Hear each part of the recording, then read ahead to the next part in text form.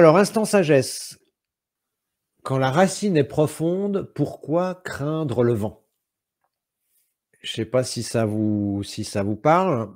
En fait, j'ai choisi ce proverbe parce qu'il nous renvoie à l'ancrage, à la stabilité, à la structure, à la solidité. En fait, chez les vertébrés, les os représentent la structure qui permet la forme. Mais ça nous permet, si vous voulez, l'autonomie, c'est parce qu'on a un squelette qu'on peut se mouvoir et qu'on peut se déplacer où on veut. Et quand la structure est solide, eh bien, normalement, l'édifice est solide, à condition d'être bien stable et puis, que la racine soit suffisamment profonde. Et là, ça nous renvoie à cette notion de puissance et la notion de puissance nous renvoie aux reins parce que les zones qui sont en relation avec les reins, enfin la zone lombaire de chaque côté, de la colonne vertébrale. Et d'ailleurs, dans notre culture, on ne dit-on pas de quelqu'un de fort qu'il a les reins solides? Vous voyez? Donc, avoir les reins solides, être ancré, être solide, avoir de la structure, vous voyez? On est un petit peu dans le même concept. Sauf que structure, c'est une chose, rigidité, c'est autre chose. Et on a déjà vu que le foie peut venir se bloquer pour des raisons émotionnelles, en particulier avec, la colère, la jalousie, la rancune, l'intolérance, ce qui induit des tensions et ce qui entraîne un raidissement et des stagnations vu que l'énergie circule mal. Donc déjà, on est dans une configuration favorable au rhumatisme. Et c'est si vous voulez, c'est cette configuration qui va faire que l'on peut se raidir au niveau du corps, mais on se raidit au niveau du corps parce qu'on s'est raidi au niveau de l'esprit. C'est le foie en se bloquant à cause de la colère, qui est un terme générique, je le rappelle. Quand le foie se bloque, vous avez l'énergie qui circule mal. L'énergie qui circule mal, vous avez une raideur au niveau articulaire et vous allez avoir des douleurs parce que l'énergie ne circule pas bien. Donc l'idée quand on est un humain ou même quand on est un animal, ça va être de préserver cette mobilité en agissant sur un plan physique, c'est-à-dire avoir une activité. Vous faites du yoga, du tai chi, de l'aérobic, votre chien, vous l'emmenez, en forêt, le plus souvent possible. Et puis, d'avoir aussi une action sur un plan émotionnel pour essayer d'être le plus zen possible, de façon à ne pas bloquer cette énergie. Alors bon, je sais que par les temps qui courent, c'est un petit peu compliqué, mais bon, la voie de la sagesse, hein, je en parle régulièrement, c'est justement de réussir à être zen et d'être bien avec soi-même. Et quand le foie se bloque, ce qu'il faut comprendre, c'est que ça fait un peu l'effet d'une armure. Vous voyez, si vous prenez un poulpe, vous essayez de le faire tenir debout, le pauvre poulpe, puis il va pas tenir debout. Par contre, vous le mettez dans une armure, là, il va pouvoir tenir debout et puis éventuellement, il va pouvoir se déplacer. Pas bien, mais il pourra un peu se déplacer et sauf que si vous voulez caresser le poulpe avec l'armure, ça marchera pas. Ça, c'est la protection, c'est la rigidité qui vient du foie. Et puis, vous avez la structure qui est la colonne vertébrale. Votre poulpe, vous lui mettez une colonne vertébrale, vous lui mettez des os dans les tentacules, et ben après, il va pouvoir marcher sur 12 pattes et puis pouvoir se déplacer comme il veut. Vous voyez, nous, on a un squelette et on peut se mouvoir comme on veut.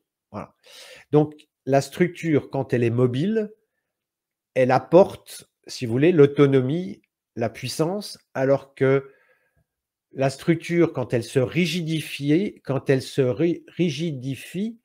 eh bien, ça apporte cette armure et cette difficulté relationnelle avec l'extérieur.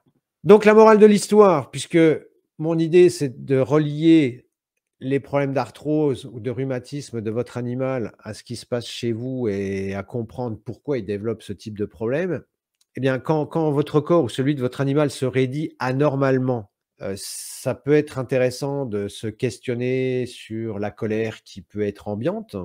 Et puis quand le handicap est tel que la mobilité devient très compliquée, douloureuse, ça veut dire que le corps nous questionne sur notre capacité d'action, puisqu'à partir du moment où on est bloqué, on peut pas agir.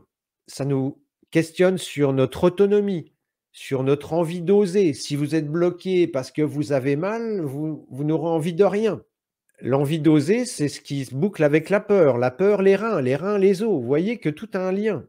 Ça nous questionne aussi sur notre envie d'avancer, parce que si on est bloqué dans notre corps, si on est complètement rigide, on ne peut plus avancer. Donc si on ne peut plus avancer, on ne peut plus avancer non plus dans la vie. Donc psychologiquement, ça pourrait nous ramener à ce qu'on appelle de la résignation. Vous savez, les gens qui baissent les bras, puis de toute façon, vous savez, à la retraite, ouais, de toute façon, maintenant, ça y est, j'ai plus rien à faire de ma vie puisque je suis en retraite. Vous voyez, ils sont résignés. Il y a un état bof, et puis les forces de vie se délitent, et puis vous voyez, c'est Netflix, les pizzas, les cacahuètes, et c'est la misère, quoi. Donc, si on veut résumer, si votre squelette ou celui de votre animal est touché, ça veut dire que la vie vous questionne sur plusieurs dossiers. Donc là, je vais faire un petit récapitulatif. Ça questionne sur la joie de vivre. Quelle est votre relation à la joie de vivre? Est-ce que vous vous autorisez à vivre comme vous avez envie? Est-ce que vous faites ce qui vous plaît? Ça vous questionne sur le dossier de la résilience. La résilience, c'est comment je réagis face à une problématique. Est-ce que je pense avoir les ressources pour réagir ou est-ce que je baisse les bras? Suis-je capable de dépasser ma peur pour transformer ma vie? Parce que si on a besoin d'activer la résilience, c'est qu'il y a quelque chose qui tourne pas rond. Et oui, d'accord, il faut être résilient, mais est-ce que pour être résilient, il faut se transformer? Et là, si on reboucle sur un instant sagesse précédent, oui, d'accord, mais se transformer, ça fait peur, parce que c'est aller vers l'inconnu. Donc, est-ce que je suis prêt à aller de l'avant? Ça renvoie à l'estime de soi, parce que l'autonomie et l'estime de soi, c'est étroitement lié. Si vous n'êtes pas autonome, ça veut dire que vous êtes sous l'emprise du père, enfin, vous êtes toujours sous la protection du père. Donc ça renvoie à l'estime de soi, et la question qui se pose, c'est: quelle valeur je m'accorde? Et puis un petit dernier pour la route, parce que voilà, ça nous renvoie aussi à un dossier. Donc les problèmes de mobilité nous renvoient aussi sur un dossier en relation avec la culpabilité. Il y a 2 façons de gérer la culpabilité. Ça, je vous en parlerai, parce que c'est un gros dossier aussi, la culpabilité. Soit je me punis, soit je sauve. Et ben, une excellente façon de se punir, c'est d'avoir mal. Donc les gens qui sont confrontés à des maladies où il y a beaucoup de douleur, et notamment dans les processus tumoraux, ce sont des gens qui ont besoin, c'est leur façon à eux qu'ils trouvent pour se punir de quelque chose dont ils se sentent coupables. Vous voyez, ça va loin, hein, ce que je vous dis. Ça va très, très loin. Je vous invite à réfléchir. Donc, si votre animal a un problème de squelette, un problème d'os, de structure, je récapitule, ça vous questionne sur le dossier de la joie de vivre, de la résilience, de l'estime de soi et de la culpabilité. Bon, avec ça, on est déjà pas mal, hein. Il y a sans doute plein d'autres choses que j'oublie parce que je ne veux pas être trop long. Mais avec ça, on a déjà pas mal de choses. Ça fait déjà pas mal de questions. Reprenez les questions que je vous ai listées et puis essayez de répondre. Est-ce que j'ai vraiment envie de vivre? Est-ce que j'ai vraiment envie d'avancer? Est-ce que j'ai vraiment envie de me transformer? Est-ce que j'ai pas peur? Oui, essayez de vous questionner. Et on en a encore eu, on en a discuté cet après-midi avec Christine. Alors c'est rigolo parce qu'on a reçu le formulaire et puis je décode un certain nombre de signes et je dis à Christine: «Normalement, on devrait être confronté à ça et normalement, la propriétaire devrait avoir tel type de problème». Christine appelle, bingo, c'était exactement ce qu'on avait, prévu, quoi. Voilà. C'est peut-être contre-intuitif, mais si vous arrivez à comprendre que il y a une interrelation entre le chien et le maître, ou entre l'animal et le maître, et une relation bidirectionnelle. C'est-à-dire que le chien ou l'animal interagit avec le maître, mais le maître interagit avec l'animal. Vous voyez, il y a en psychologie, il y a des courants de psychologie où on fait des thérapies familiales, vous voyez? C'est parce que toutes les personnes sont impliquées dans le système. Ben, si vous êtes la relation propriétaire-animal, eh bien, elle peut être amenée à être remise en question ou par l'un ou par l'autre. Ça peut être l'un qui va manifester des choses ou ça peut être l'autre qui va manifester des choses. Voilà. Et moi, ce que je voudrais vous amener à faire, C'est vous dire, voilà, mon animal somatise, mon animal développe un problème, qu'est-ce que ça veut dire? Qu'est-ce que ça veut dire? Voilà. On avancera petit à petit. Voilà, c'est peut-être pas forcément, intuitif pour vous pour l'instant, mais ça va faire son chemin. Alors, Sophia nous dit: «Je fais des méditations d'ancrage pieds nus dans mon jardin et que mes 2 toutous viennent aussi à mes côtés. Tiens, tiens, j'ai des douleurs à un bras comme ma chienne. J'ai arrêté mon job stressant». Ouais. Alors les douleurs dans le bras, ça peut être soutenir, hein, aussi. Ça peut être, vous savez, quand on tient à bout de bras quelque chose, peut-être que ce job était stressant parce que, voilà, il fallait soutenir le business, quoi. Voilà.